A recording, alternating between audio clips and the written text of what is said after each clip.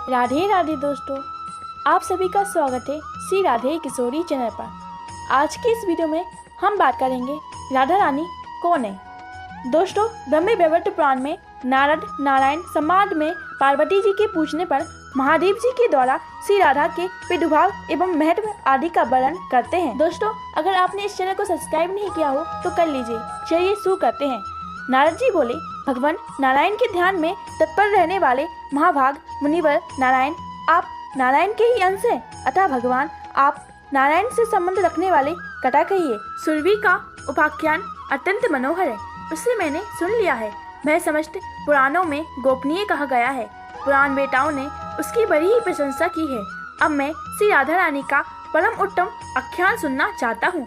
उनके प्रादुर्भाव के प्रसंग तथा उसके ध्यान स्तोत्र उत्तम कवच को भी सुनने की मेरी प्रबल इच्छा है, अतः आप इन सब का वर्णन कीजिए। मुनिवर श्री नारायण ने कहा, नारद, पूर्व काल की बात है।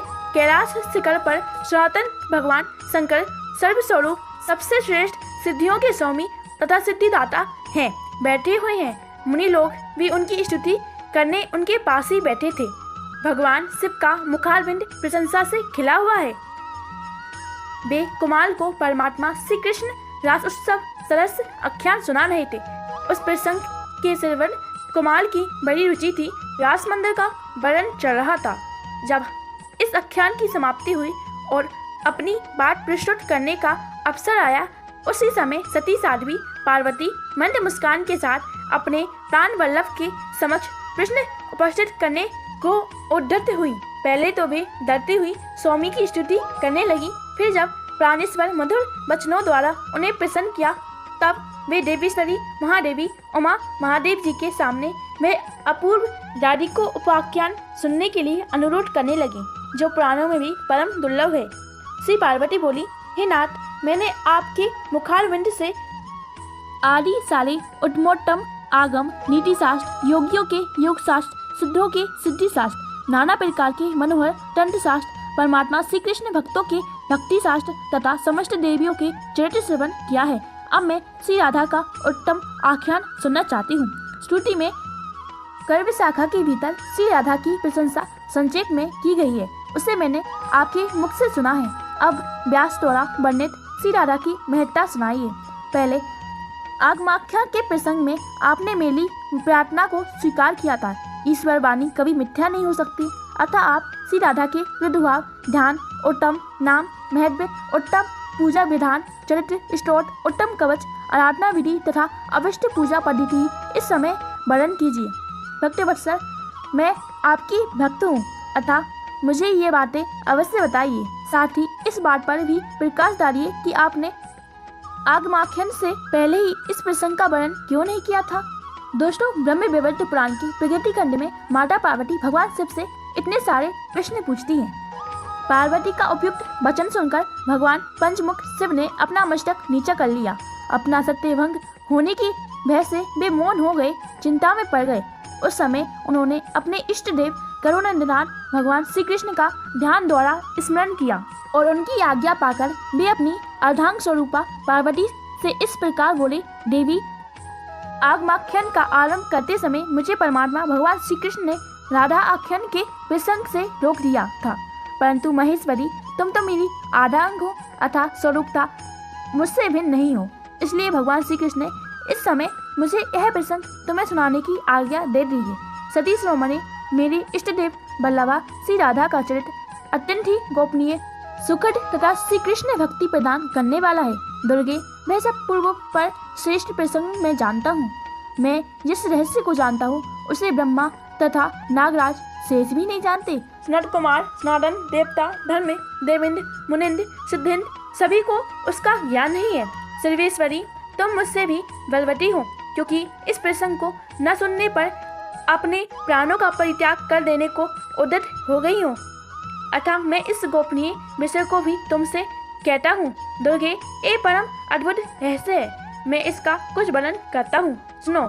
श्री राधा का चरित्र अत्यंत ही पुण्यदायक एवं दुर्लभ है। एक समय राजेश्वरी श्री राधा जी श्याम सुंदर श्री कृष्ण से मिलने की उत्सुक हुई। उस समय वे रतन में सिंहासन पर अमूल रत्नों भरणों से विभूषित होकर बैठी थी। अग्निसुत दिव्य वस्त्र उनके सी अंगों पर शोभा बढ़ा रहा था।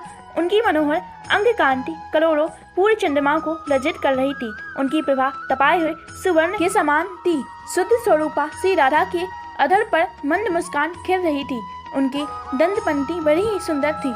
उनका मुखारबंद शरदकाल के प्रफुल्ल कमलों की शोभा को तिरस्कृत कर रहा था। वे मालती सुमनों की मालाओं से मंडित रमणीय केश पास धारण करती थी। उनके गले की रत्नमयी माला ग्रीष्म ऋतु के सूर्य के समान दीप्तिमती थी। कांठ में प्रकाशित शुभ मुक्ताहार गंगा की धवल धार के समान शोभा पा रहा था। रसिक शेखर श्याम सुंदर श्री कृष्ण ने मंद मंद मुस्कुराती हुई अपनी उन प्रियतमा को देखा। प्राण वल्लभा पर दृष्टि पड़ते ही विश्वकांत श्री कृष्ण मिलने के लिए उत्सुक हो गए। परम मनोहर कांति वाले प्राण वल्लभ को देखते ही श्री राधा उनके सामने दौड़ी गईं। महेश्वरी उन्होंने अपने प्राण राम की ओर धावन किया, इसलिए प्राण बेटा महापुरुष ने उनका नाम राधा या सार्थक नाम निश्चित किया। राधा श्री कृष्ण की आराधना करती हैं और श्री कृष्ण श्री राधा के। वे दोनों परस्पर आराध्य और आराधक हैं। संतों का कथन है कि उनसे सभी दृष्टियों से पूर्णता समता है। महेश्वरी मेरे ईश्वर श्री कृष्ण रास में प्रिया जी के धावन कर्म का स्मरण करते हैं, इसलिए वे इन्हें राधा कहते हैं, ऐसा मेरा अनुमान है। दुर्गे भक्त पुरुष रा शब्द के उच्चारण मात्र से परम दुर्लभ मुक्ति पा लेता है और धा शब्द के उच्चारण से वह निश्चित ही श्री हरि के चरणों में दौड़कर पहुंच जाता है। रा का अर्थ है पाना और धा का अर्थ है मुक्ति पाता है, इसलिए उन्हें राधा कहा जाता है। श्री राधा के रोम कूपों से संपूर्ण गोपों का विद्भाव हुआ है। श्री राधा के वामांश भाग से महालक्ष्मी प्रकट हुई है। वे ही जगत की अरिष्टधात्री देवी तथा गृह लक्ष्मी के रूप में अभिभूत हुई है। देवी महालक्ष्मी चतुर्भुज भगवान विष्णु की पत्नी है और बैकुंठ धाम में वास करती है। राजा को संपत्ति देने वाली राजलक्ष्मी भी उनकी अंशभूता है। राजलक्ष्मी की अंशभूता मर्त्य लक्ष्मी है, जो गृहस्थों के घर घर में वास करती है। वे ही श्री राधा श्री कृष्ण की प्रियतमा हैं तथा श्री कृष्ण के वक्षस्थल में वास करती हैं।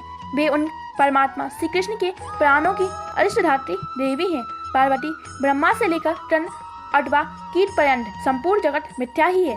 केवल त्रिगुण तीर्थ परम ब्रह्म परमात्मा श्री राधा वल्लभ श्री कृष्ण ही परम सत्य हैं, अतः तुम उन्हीं की आराधना करो। वे सबसे प्रधान परमात्मा परमेश्वर सबके आदि कारण सर्वपूज निरही और प्रकृति से परे विराजमान है। वे भक्तों पर अनुग्रह करने के लिए ही शरीर धारण करते हैं। श्री कृष्ण से भिन्न जो दूसरे देवता हैं, उनका रूप प्रकट तत्वों से गठित है। श्री राधा श्री कृष्ण को प्राणों से अधिक प्रिय है। वे परम सौभाग्यशालिनी है। वे मूल प्रकृति परमेश्वरी श्री राधा महाविष्णु की जननी है। संत पुरुष मानिनी राधा सदा सेवन करते हैं। उनका चरणान्वित ब्रह्मादि देवताओं के लिए परम दुर्लभ होने पर भक्तजनों के लिए सदा सुलभ है। सुदामा के शाप से देवी राधा को गोलोक से इस भूतल पर आना पड़ा। उस समय वे बृहस्पति गोप के घर में अवतरण हुई थी। वहाँ उनकी माता कलावती थी। दोस्तों, इस कथा के माध्यम से आपको ये तो पता चल गया होगा कि राधा रानी से ही सभी देवियाँ अवतरण हुई हैं, तो उनकी सुंदरता का वर्णन हम मनुष्य के लिए बहुत ही दुर्लभ है। ब्रह्म वैवर्त पुराण में राधा रानी की सुंदरता की सिर्फ एक ही झलक बताई गई है। दोस्तों, आप सभी को ये वीडियो कैसी लगी हमें कमेंट करके बताइए और कमेंट सेक्शन में राधे राधे जरूर लिखिए। ब्रह्म वैवर्त पुराण में श्री राधा और श्री कृष्ण की चरित्र की कथा सुनने के लिए हमारे चैनल को सब्सक्राइब करिए और कमेंट सेक्शन में राधे राधे पार्ट 2 जरूर लिखिए। राधे राधे।